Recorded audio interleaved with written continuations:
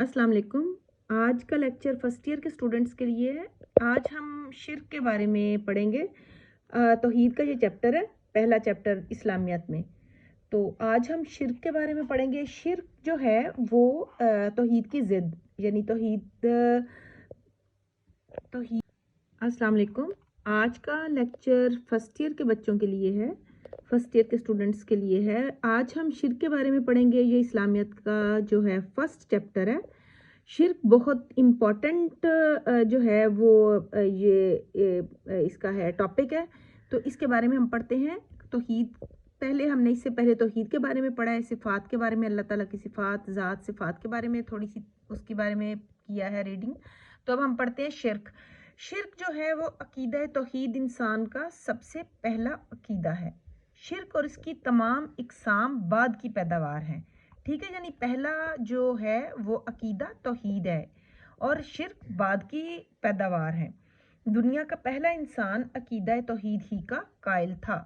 पहले इंसान हज़रत आदम अलैहिस्सलाम थे जो अल्लाह ताला के पहले नबी थे। यानी हज़रत आदम अलैहिस्सलाम जो हैं वो भी अकीदा तौहीद सबसे पहले उन्होंने अकीदा तौहीद का ही दर्स दिया। आपने अपनी औलाद को भी इस अकीदा की तालीम दी। मगर जैसे जैसे इंसानी आबादी में इजाफा होता गया और लोग इधर उधर बिखरने लगे तो आहिस्ता आहिस्ता लोगों ने सच्ची तालीमात को भुला दिया और गुमराही का शिकार हो गए, होकर एक अल्लाह बुजुर्गों बरतर की बजाय कई खुदा मानने लगे। यानी जैसे जैसे वक्त गुजरता गया, लोगों की आबादी बढ़ती गई, लोग इधर उधर बिखरने लगे तो लोगों के ख्यालात बदलने लगे और वो एक अल्लाह को मानने की बजाय, तौहीद को मानने की बजाय बहुत से खुदा मानने लगे। अब आगे हम पढ़ते हैं कि वो कौन से खुदा हैं जिसको वो मानते थे, और अल्लाह ताला के साथ साथ उन्होंने कई माबूद बना लिए। उन लोगों ने जिस चीज़ को हैबतनाक देखा, यानी हैबतनाक से मुराद यहाँ पर ये है कि जैसे कोई ताकतवर या कोई भी ऐसी चीज़ देखी, जैसे सूरज को देखा, जैसे चाँद को देखा, जैसे गाय को देखा, इन सब चीज़ों को उन्होंने अपना खुदा मान लिया। जिससे उनको कोई नफ़ा पहुंचा उसको भी उन्होंने अपना खुदा मान लिया। इससे ऐसे खौफजदा हुए कि उसे देवता समझ लिया और उसकी पूजा पाठ शुरू कर दी।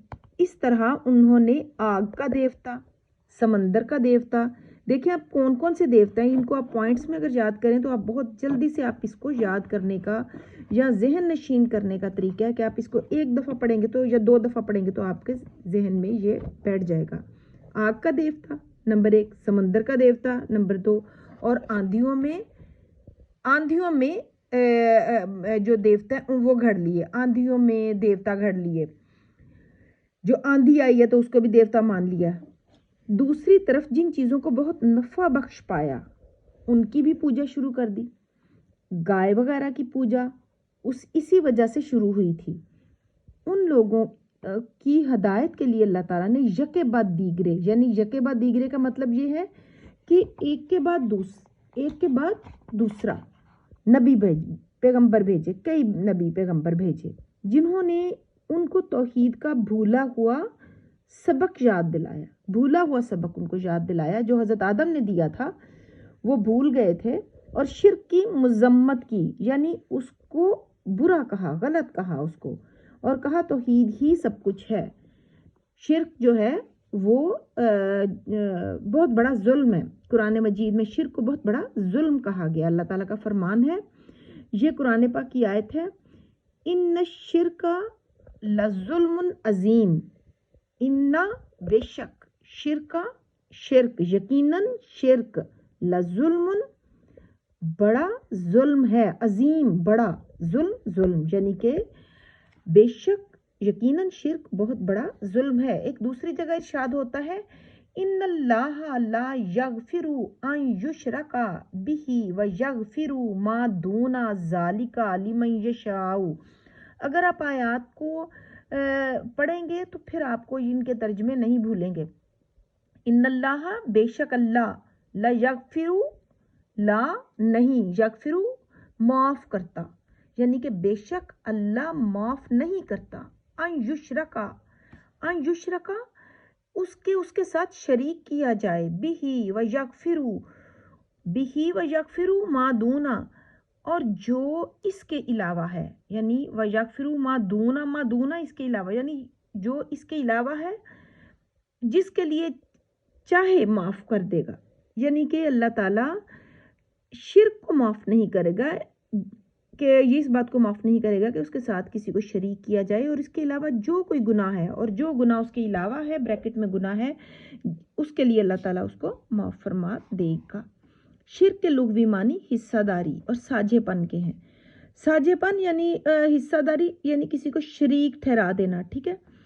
دین کی اصطلاح میں شرک کا مفہوم یہ ہے کہ اللہ تعالیٰ کی ذات یا صفات، یعنی اللہ تعالیٰ کی ذات، اس کی ہستی اور صفات جو اس کی خوبیاں ہیں، یا صفات کے تقاضوں میں، یعنی اس کے تقاضوں میں بھی کسی اور کا حصہ دار اور ساجی ٹھہرانا، اس طرح مطلب اس کو شرک کہا گیا ہے۔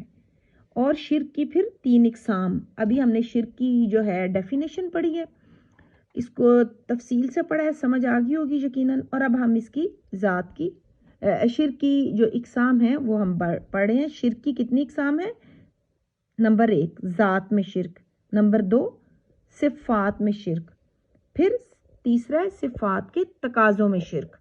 اب سب سے پہلے ہم ذات میں شرک، یعنی اللہ تعالیٰ کی جو ذات ہے اس میں شرک کے بارے میں ہم یہاں پر ڈیٹیل لکھی ہوئی ہے، وہ میں آپ سے ڈسکس کرتی ہوں۔ اس کا مفہوم یہ ہے کہ اللہ تعالیٰ کی حقیقت میں کسی دوسرے کو حصہ دار سمجھنا۔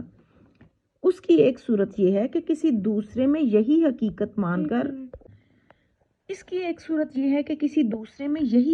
مان کر اسے اللہ تعالیٰ کا ہمسر اور برابر سمجھنا، یعنی اللہ تعالیٰ کے برابر کسی کو سمجھنا۔ اور دوسری صورت یہ ہے کہ اللہ تعالیٰ کو کسی کی اولاد سمجھنا، یا کسی کو اللہ تعالیٰ کی اولاد سمجھنا۔ یعنی پہلا تو یہ ہے کہ اللہ تعالیٰ کی حقیقت میں کسی دوسرے کو حصہ دار سمجھنا، اس کی صورت یہ ہے کہ کسی دوسرے میں یہی حقیقت، یعنی کسی دوسرے میں بھی یہی حقیقت مان لی جائے جو اللہ میں ہے، تو اس کے ساتھ پھر اللہ کے ساتھ برابر اس کو سمجھ لیا جائے، تو یہ بھی شرک ہے۔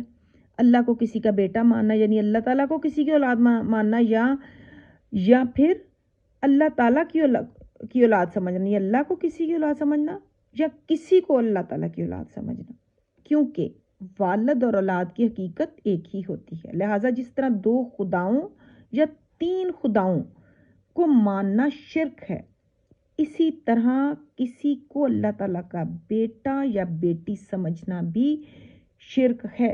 اللہ تعالیٰ کا ارشاد ہے، لم یلد ولم یولد، نہ وہ کسی کا باپ ہے اور نہ وہ کسی کا بیٹا، ولم یکن لہ کفوا احد، اور نہ کوئی اس کے برابر ہے۔ اگر آپ بغیر سکپ کیے یہ جو لیکچر میں آپ کے لیے دے رہی ہوں اس کو آپ سنیں تو یقیناً آپ کو اس کا بہت فائدہ ہوگا۔ صفات میں شرک، اس کا مفہوم یہ ہے کہ اللہ تعالیٰ جیسی صفات کسی دوسرے میں ماننا، اس جیسا علم، قدرت یا ارادہ کسی دوسرے کے لیے ثابت کرنا، یا کسی دوسرے کو ازلی